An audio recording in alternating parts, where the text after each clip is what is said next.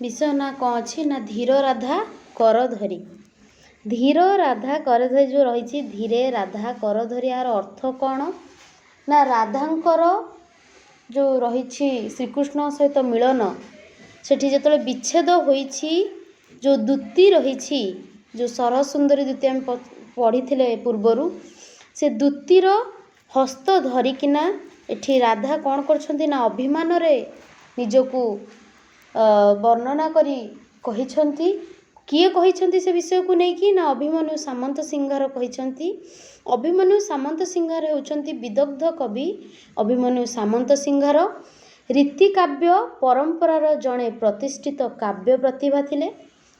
से कौन ना एकाधिकार जड़े वैष्णव काव्य तत्व प्रेम भावना कवित्व पांडित्य रसिकतार से जड़े अनन्य रसमय कवि। रसमय कवि जितेबले थिले तांकर कविता गुड़िक पाठ्यकर मानक पई सुपाठ्य थिला माने सुनिबाकू बहुत श्रुति मधुर रहूथिला। एही प्रचंड प्रतिभाधर कविंकर जन्म आधुनिक जाजपुर जिलार बालिया जमीदारी रे 1757 मसीहारे होइथिला। तांकर पितांकर नाम थिला इंद्रजीत सामंत सिंगार और मातांकर नाम थिला तुलसी देवी।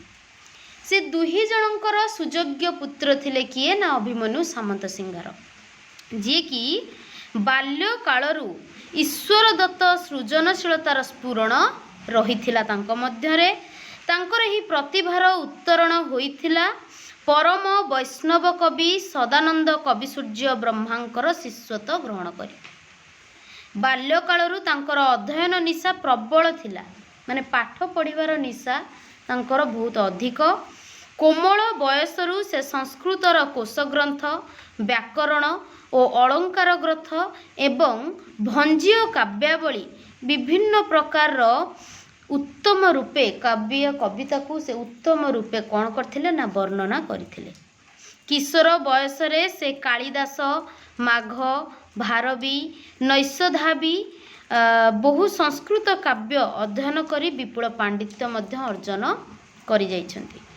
एई जो कवि रहिछन्ति अभिमन्यु सामंत सिंहार तांकर परिचय ना बाल्य कालरू देखिबाकू मिले। किशोर बयसरे से बाघ गीत चढ़ई गीत बोलुहु गीत रचना करी निज काव्य जिज्ञासा को अनाबिल भाव में प्रकाश करथिले। आदि यौवन रे से कौन लिखिथिले ना सुलक्षणा प्रेम कला रसवती परी काल्पनिक काव्यमान रचना करि जाइछन्ति। मात्र वैष्णव दीक्षा ग्रहण परे से प्रेम चिंतामणि और विदग्ध चिंतामणि वैष्णव काव्योदय रचना करी प्रतिभार परिचय प्रदान करिछन्ति। विदग्ध चिंतामणिर कविंकर सर्वश्रेष्ठ कृति एई जो रही आमर धीरे राधा कर धरी ए विषयटी कौथुर आसी ना आसी विदग्ध चिंतामणिर काव्यर पंचस्तरीतम छंदरु गृहीत। कौथुरु ना विदग्ध चिंतामणिर पंचम स्तरीतम छंदरु गृहीत। ठीक अच्छे आम मैंने कवि विषय बर्तमान जानिले।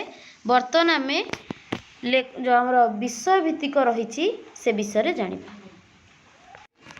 ठीक अच्छे प्रथम आम पढ़िबा कौन कहिछि ना धीरे राधा कर धरी कहउछंती दूतिकी जीवन नेबाकू लगाइछु पाप प्रीतिकी दूती गो प्राण बंधु को कह जाई एतिकी दीक्षा करिचंती परा नारी मरा रीतिकी। यार अर्थ कौन ना धीरे राधा जो राधा रही कौन करछंती ना कर माने होछि कौन ना हस्त बा हाथ कर धरी कहउछंती दूती की दूती होछि किए ना आम सरह सुंदरी दूती को बा दूती जे रही ताको कहउछंती कौन राधा कहउछंती जीवन नेबाकू लगाइछु पाप प्रीतिकी कौन मोर जीवन नबा पाई मोर जीवन नेबा पाई तू पाप प्रीति प्रीति माने एठी होछि भल पाइबा श्रीकृष्ण को सहित कौन मोर भल पाइबा तो ये जीवन नेबा पाई लगैछु दूती गो प्राण बंधु को कह जाई एतिकी दीक्षा करिछंती परा नारी मरा रीतिकी। प्राण बंधु हेउछंती किए ना श्रीकृष्ण बाप राधांकर हृदय वल्लभ श्रीकृष्ण को ये कौन कह ना प्राणबंधु बोली कह दीक्षा माने ये कौन रही दीक्षार अर्थ होची व्रत ग्रहण करिसंती परा। को व्रत ग्रहण करछंती ना नारी को मारिबा पाई व्रत होई नाहंती। ए जो रीति धरिछंती बा जो नारी मरा रीति धरिछंती बोली कुहा जाइछि। द्वितीय रे कोन कहूची कला जहा से बोइले ताहा सत बोली हेब की किणी थिले पुणी बिना संते केही सेब की। दुती गो दयानिधि की पचार ए विधि की अविधि की कले और जीव क्यों निधि की। जो सत बोली से जो सत्य से जहाँ कहउचंती से माने ठीक किए ना जो रहिछंती हमर प्राणबंधु तांको कहउचंती किए कहउचंती ना राधा कहउचंती जहाँ से बोइले ताहा सत हेब की। कोन से जहाँ कहिछंती ताहा सत हेब की। किणी थिले पुणी बिना संते किणी थिले पुणी बिना संते केही सेब की। बिना संते माने होची कोन ना हत्या करंते। सेवकीर अर्थ होची दासी। ये जो किणी थिले पुणी माने किणी थिले माने कोन राधा को आ किणी थिले की माने राधा को ठारे जो प्रीति लगाई थिले से प्रीति को से कहउछंती राधा एठी कोन ना अभिमान करी श्रीकृष्ण को विषय रे द्वितीय आगे कहउछंती कि जे मते जो एठी किणी थिले कोन मारिबा पई मते हत्या करिबा पई।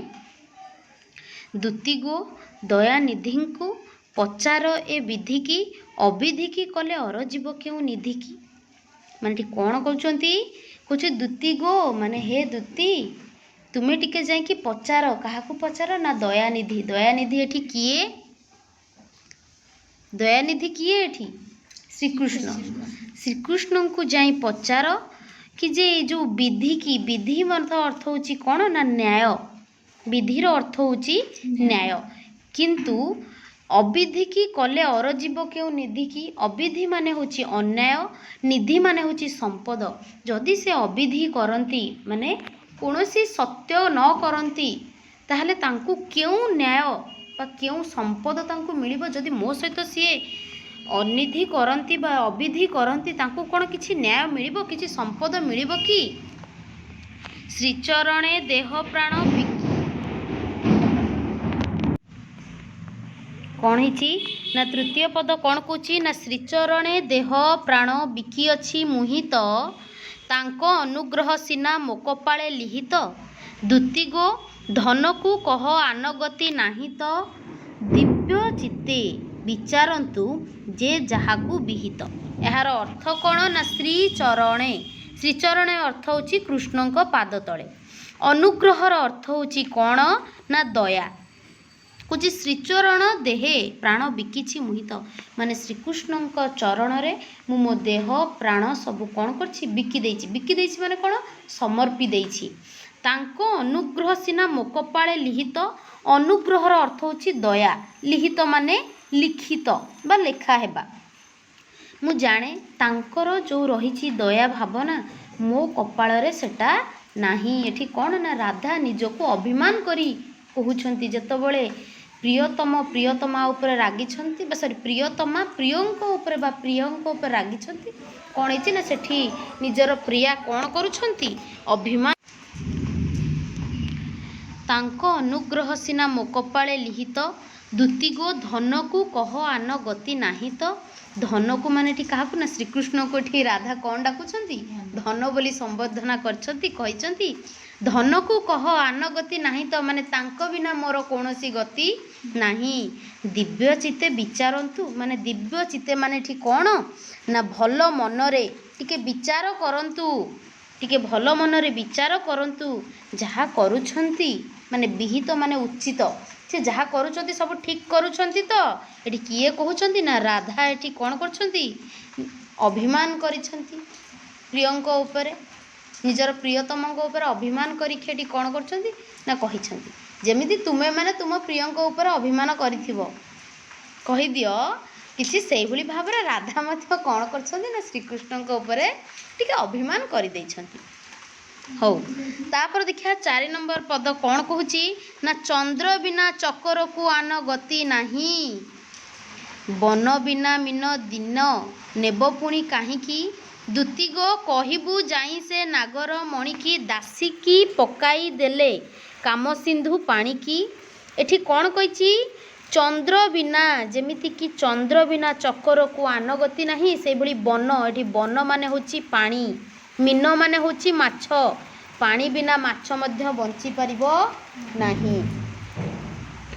दुतिगो कहिबू जाई से नागरमणि को कौन कहिबू ना नागरमणि एठी किए ना जो रसिक पुरुषोत्तम श्रेष्ठ होचंती किए ना कृष्णचंद्र श्रीकृष्ण होचंती हमरो नागरमणि।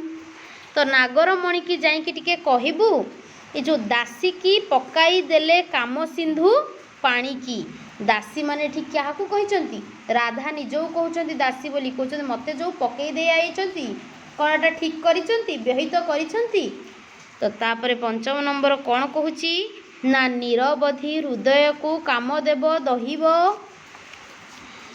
अबला मात्रके एते दाऊ केही सहिब दुतिगो श्याम बंधु को एते मात्र कहिब पोसिला दासी नासिले केउ जस रहिब।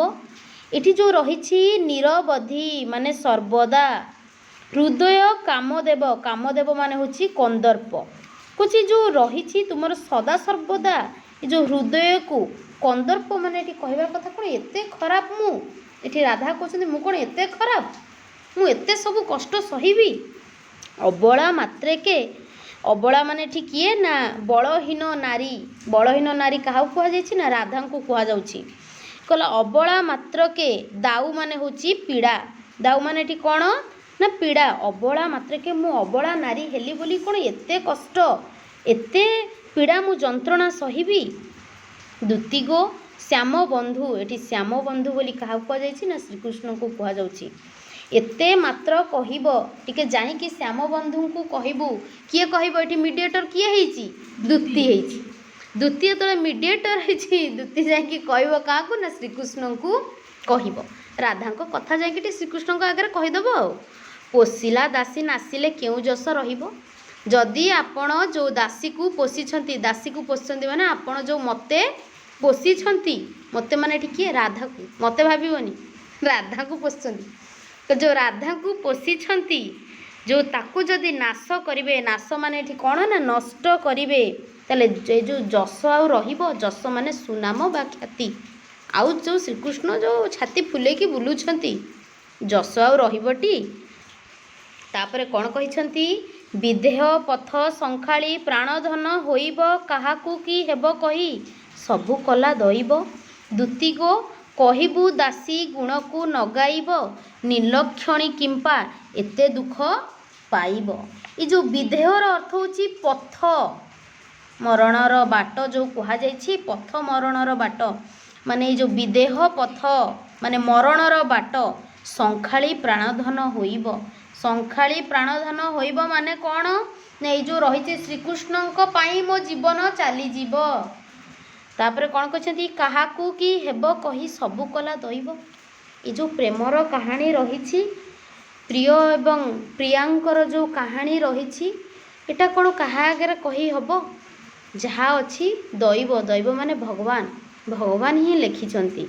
दुतिगो कहिबू दासी गुण को कौन कहते कहबू क्या जाई कहबू दासी गुण को माने ठीक किए ना दासी गुण माने किए रही था श्रीकृष्ण को जाकि टिके कहबू कौन कहबू निर्लक्षणी पाई कहीं बा किंपा एते दुख पाइब जो निर्लक्षणी माने किए ना हतभागिनी राधा निजको निजे कहउचंती ए जो निर्लक्षणी मु रही मो पाई कहीं श्रीकृष्ण एते कष्ट पाइबे तांको टिके जाई कहब।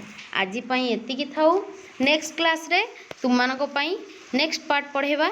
जदि आपण मानको वीडियोटी भल लागिथिबो लाइक बा शेयर करिवे। Thank you.